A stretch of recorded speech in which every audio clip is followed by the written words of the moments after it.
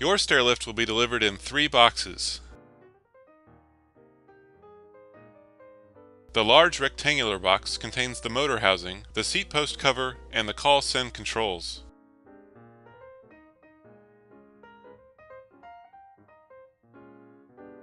The smaller rectangular box contains the seat posts, the track brackets, and the nuts and bolts.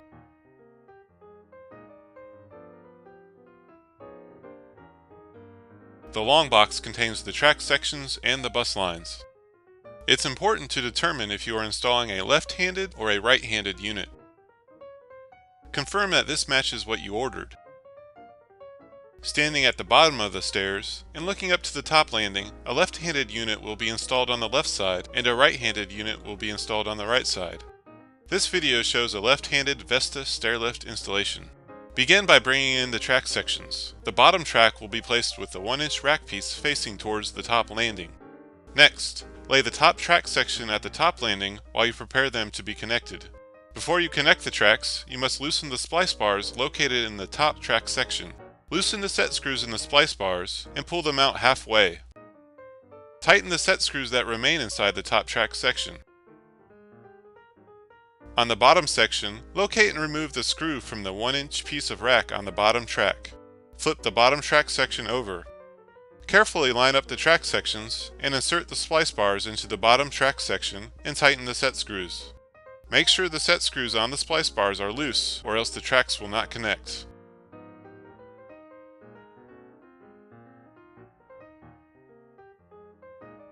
Flip the track over and insert and tighten the rack screws to complete the joining of the tracks.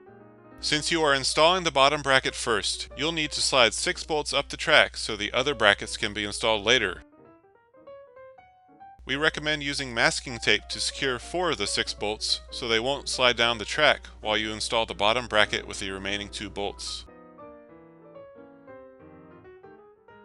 Hand tighten the nuts with the bracket at a slight angle and then flip the track so the bracket is supporting it.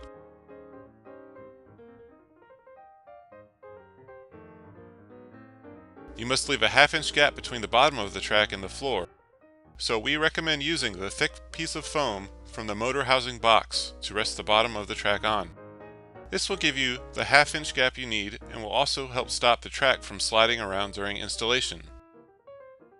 Adjust the bottom bracket so there is a 4-inch clearance between the bottom of the track and the nose of the bottom step. Make sure that the track assembly is 3.5 inches from the wall or obstacle when measuring for this 4-inch clearance. Tighten the top nut on the bracket and then move the bracket out to reach the bottom nut. Return the track assembly to a 3.5-inch distance from the wall or obstacle. Most installations will be on a wall with no obstacles, so this simply means placing the bracket against the wall. Install only 1 lag bolt to the bottom bracket, as you will need to pivot the track to install all other brackets.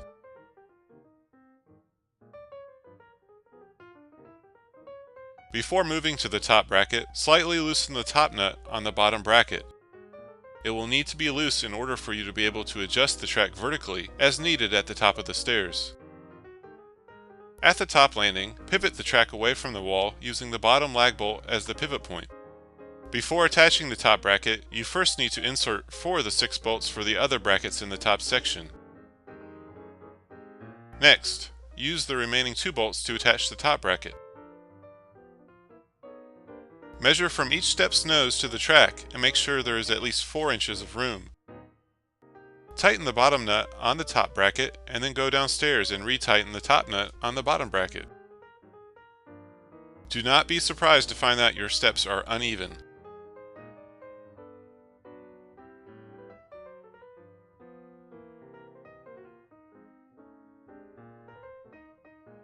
Attach the remaining brackets, making sure you have a bracket in place immediately before and after the track splice.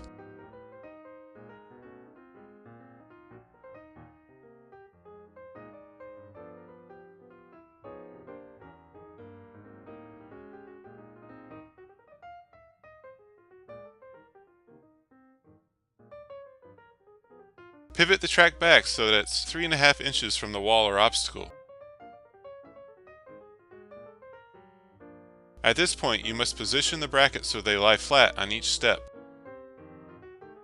Once your measurements are correct and your brackets are secured, bolt the brackets to the stairs with lag bolts.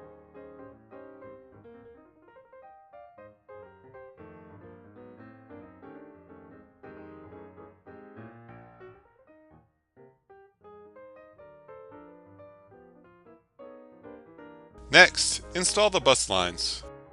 Determine if the charger will be located at the bottom or the top of the stairs. This video shows a Vesta stair lift being installed with a bottom landing charger.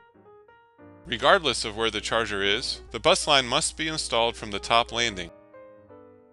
Insert the top bus line into the track and feed it down until it's all the way in. Next, feed the metal ribbon down the side bus line. There should be a 1.5 inch metal strip coming out of both bus lines at the end of the track where the charger goes.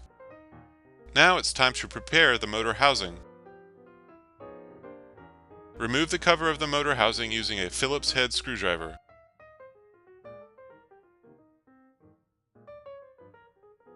Next, install the provided fuse into the fuse holder.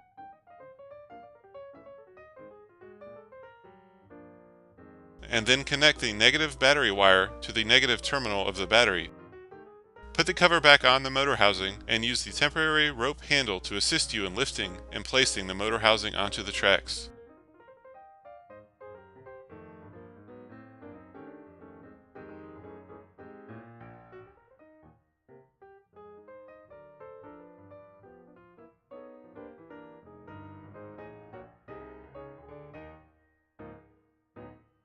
Use the provided temporary rocker switch to run the Vesta's motor housing down onto the track.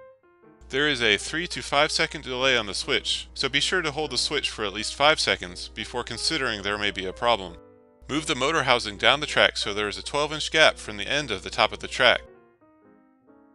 Remove the temporary rope handle from the motor housing.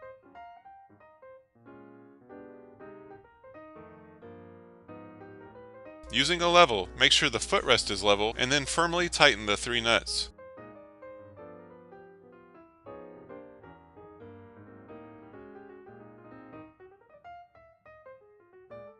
Install the seat post as shown with the half-moon section facing the wall.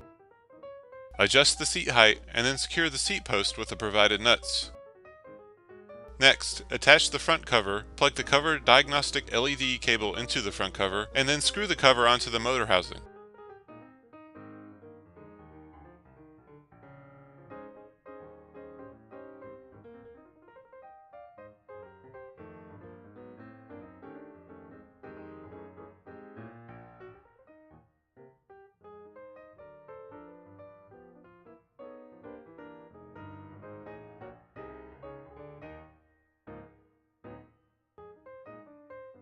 Install the seat by simply sliding it onto the seat post. It should be a fairly tight fit. Remove the temporary rocker switch and plug the seat cable into the motor housing.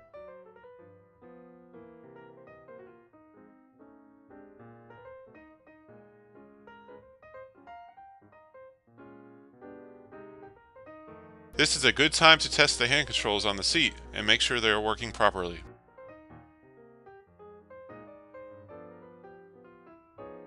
Now it's time to install the upper and lower limit cams.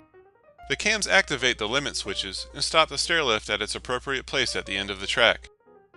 Depending on whether you are installing a left-handed or a right-handed unit, the measurements for where the cams are placed are different. Begin by sliding the upper limit cam to its proper place and tighten the screw to lock it into place.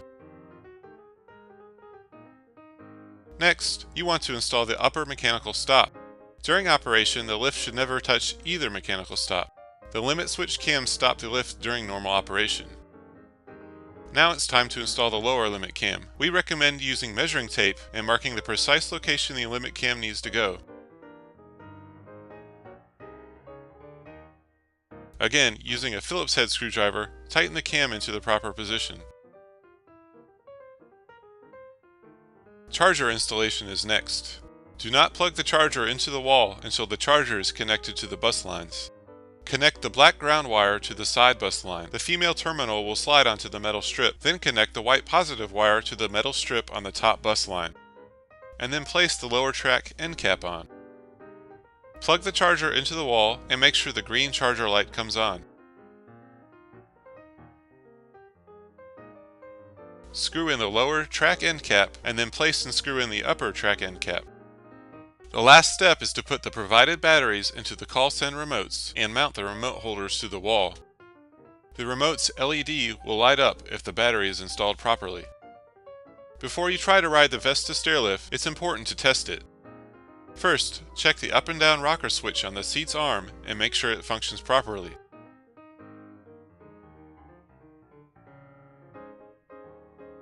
Next, test the call stand controls and make sure that the stairlift moves up and down the track properly.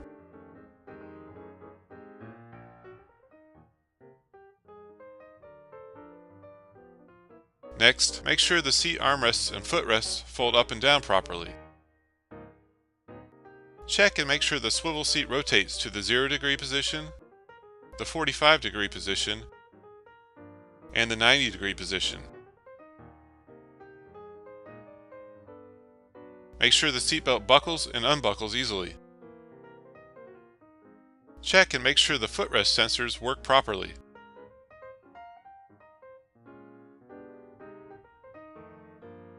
The stairlift must stop when it comes into contact with an object on the stairs. A piece of wood or a solid object will work fine for testing this.